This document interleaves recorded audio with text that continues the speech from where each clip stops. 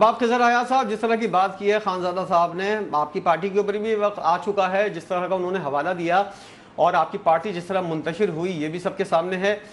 پاکستان تحریک انصاف کے پاس یہ کہنے کو ہے یقینی طور پر کہ ان کے کارکنان جو ہیں وہ اب تک منتشر نہیں ہوئے، بے شک قیادت کمپرومائز ہو گئی ہے۔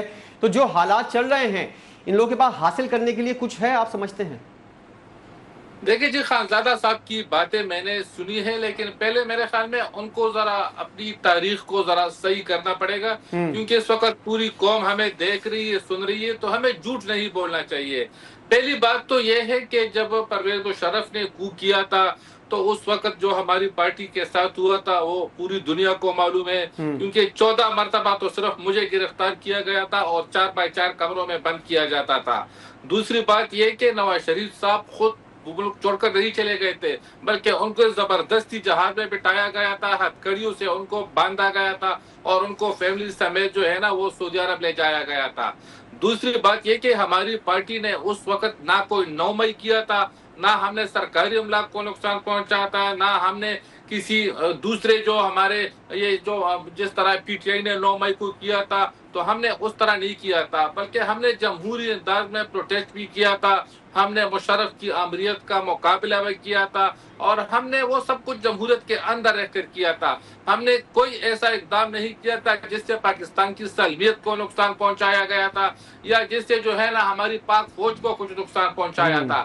یہ لوگ تو آپ دیکھیں کہ 9 مئی جو ہے نا وہ بھی سب کو پتا ہے، اس کے بعد ان کی قیادت کے بیانات بھی پوری قوم کو پتا ہے، بلکہ پوری دنیا کو پتا ہے کہ یہ کس قسم کے بیانات فوج کے خلاف دیتے آ رہے ہیں۔ اس وقت تو ہمارے ساتھ پرویز مشرف نے کیا تھا، ہم بالکل پرویز مشرف کو ٹارگٹ کرتے تھے، لیکن ہم اپنی فوج کو ہم نے کبھی ٹارگٹ نہیں کیا ہے، نہ ہی ہم نے کوئی ایسا بیان ریکارڈ پہ موجود ہوگا کہ ہماری پوری قیادت نے پاک فوج کے خلاف کوئی بیان دیا ہو یا ہم نے ریاست کے خلاف کوئی بیان دیا ہو۔ بالکل اس طرح نہیں تھا جس طرح ان لوگوں نے کیا ہے اور جس طرح ان لوگوں کی کرتوتیں ہیں۔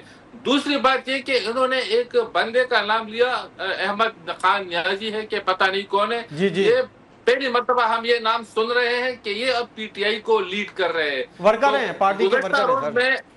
گزشتہ روز میں علیمہ خان صاحبہ کی ایک سٹیٹ بیان بلکہ اس کا میں دیکھ رہا تھا کہ ایک صحافی نے ان سے سوال کیا کہ احمد خان پتہ نہیں کہ وہاں وہ کوئی مظاہرہ کر رہے کہ کوئی کال دی ہے، تو انہوں نے کہا کہ مجھے تو پتہ نہیں ہے، مجھے تو اس بارے میں کوئی علم ہی نہیں ہے کہ احمد خان نیازی نے کوئی کال دی ہے یا وہ کوئی پروٹیسٹ کر رہا ہے۔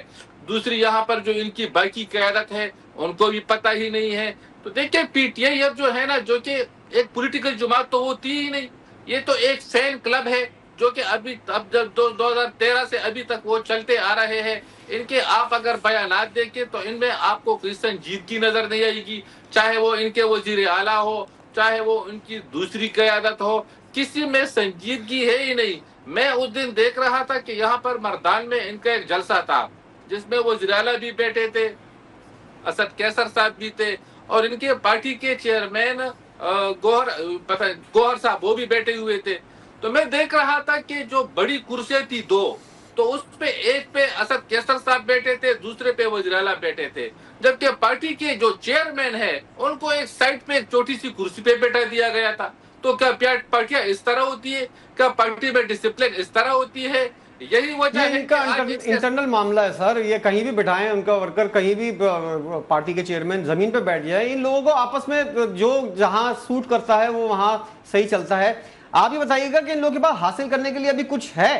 آپ لوگ مذاکرات تو کر نہیں رہے ان لوگوں سے، اور اگر مذاکرات کے لیے کچھ آتا ہے آگے تو آپ لوگوں کی طرف سے انکار ہو جاتا ہے۔ نہیں دیکھیں نا، انٹرنل بات ان کی ہے، لیکن میں صرف قوم کو یہ بتانا چاہتا ہوں کہ یہ ان کی پارٹی کی قیادت ہے، یہ ان کی پارٹی کی جو انٹرنل باتیں ہیں وہ میں آپ کو بتا رہا تھا کہ یہ ان لوگوں میں چھوٹے بڑے کی تمیز نہیں ہے۔ تو یہ جو ہے نا، تو یہ پاکستان کے ساتھ بھی مذاق کر رہے ہیں۔ خیبر پختونخوا میں آپ دیکھیں، یہاں سر پر یہ تو حالات بری باتیں ہی نہیں، اچھی باتیں بھی بتانی چاہیے سر۔ ڈاؤن ٹو ارتھ سارے پارٹی کے لوگ ہیں اور ان کی قیادت جو ہے وہ ورکرز کے ساتھ زمین کے اوپر بیٹھتی ہے، یہ بھی بہت سی اچھی باتیں ہیں جو آپ زمین پہ تو ڈسکس بیٹھے کر نہیں سکتے تھے ہیں۔ نا، زمین پہ بیٹھے نہیں تھے، بالکل ان کے سائیڈ والی کرسی پہ بیٹھے تھے جو کہ ایک چھوٹی سی کرسی تھی۔ یہ میسج نہیں تھا، وہ یہ میسج دینا چاہتے تھے وزیر اعلیٰ کہ میں سپیریئر ہوں، وہ یہ کہنا چاہتے تھے کہ یہ انہی کو ہٹانے کی باتیں ہو رہی ہیں، اور گورنر کے پی نے جو دعویٰ کیا ہے یہ آپ کو سچا دعویٰ لگتا ہے کہ وزیر اعلیٰ کے پی کو ہٹانے کے لیے پی ٹی آئی کے کچھ لوگ متحرک ہو گئے ہیں؟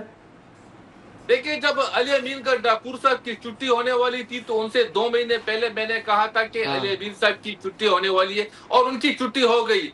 अभी भी तकरीबन 1.5 महीना हुआ है कि मैंने एक पेशन गोई की है कि सुहेल अफरीदी साहब की छुट्टी होने वाली मेरे है। प्रोग्राम में ही आपने तो किया मेरे था ख्याल सर, में मुझे याद है। या तो ये बड़ी बड़ी ईद वो देख लेंगे या नहीं देखेंगे, लेकिन या शायद ईद से पहले वरना ईद के फौरन बाद उनकी छुट्टी होने वाली है। ये तो फैसला हो चुका है। बाकी मैं आपको खैबर पख्तूनख्वा के हालात बता दूं कि यहाँ पर तो देखिए तालिबान हमारे घरों तक पहुंच गए हैं। यहाँ मेरे घर से तकरीबन मेरे ख्याल में आधा किलोमीटर के फासले पर हयाताबाद है। तालिबान वहां खुलेआम घूम रहे हैं। ये मैं आपको बताता चलूं कि ये यहाँ के हालात है। इन लोगों के पास तो सर विफाक ऐसी में कोई आपकी वो हुकूमत नहीं है, कि लॉ एंड ये ऑर्डर की सूरत हाल आप लोग देखते हैं, वज़ीर दाखिला मोहसिन नकवी जो हैं वो वज़ीर आज़म नहीं को नहीं रिपोर्ट करते देखेंगे, हैं, देखे ये ना, सारी चीज़ें उनके इल्म में होंगी। नहीं नहीं देखिए ना, अभी 18th अमेंडमेंट के बाद तमाम इख्तियार सूबों को मिल चुके हैं। सूबे के चीफ एग्जीक्यूटिव वज़ीर आला है, तो अब वहां से वफाक से तो क्या हमारे बंदे रहेंगे या वफाक की हुकूमत तो यहाँ पर रहेगी कि यहाँ पर एक सेटल एरिया में आपके तालिबान घूम रहे हैं, तो ये सूबे की जिम्मेवारी नहीं है क्या? यहाँ सूबे में क्या हुकूमत नहीं है क्या? यहाँ पर रिट नहीं है? ठीक है, लेकिन अहम साथ सवाल साथ उठाया आपने।